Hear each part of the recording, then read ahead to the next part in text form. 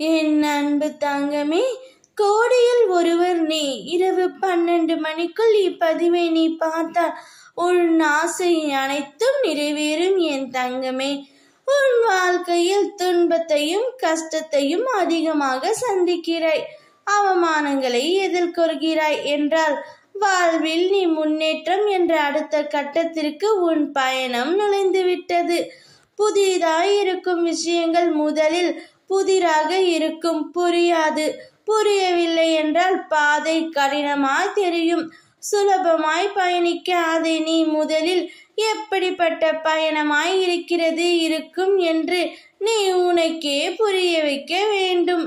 உன் மனம் என்பது உனக்குள்ளே இருக்கும் எதிரி. உன்னை தடுமாற வைக்கும். நல்லது கெட்டது என இருமுகமாய் உன்னுள் உன்னை குழப்பி துயரம் என்ற சேற்றில் எதிர்மறை எண்ணங்களால் உன்னை தள்ளிவிடும் தங்கமே. நீ வெளியில் போராடுவதை விட 100 மடங்கு உன்னிடம் உன் மனம், உன் எண்ணங்கள் இவற்றுடன் நீ போராட வேண்டும். உன் சிந்தனைகளும் எண்ணங்களும் நேர்மறையாக இருக்க வேண்டும். அதற்கு நல்லது கெட்டது என இரண்டையும் நீ சந்திக்க வேண்டும். அதுதான் இப்போது நீ போராடும் நல்லதுக்கும் கெட்டதுக்கும் இடையில் இருந்து மீண்டு வருவது. நீ மீண்டு வருவாய். எல்லா எதிர்மறை சூழலிலிருந்து ஜெயிப்பாய்.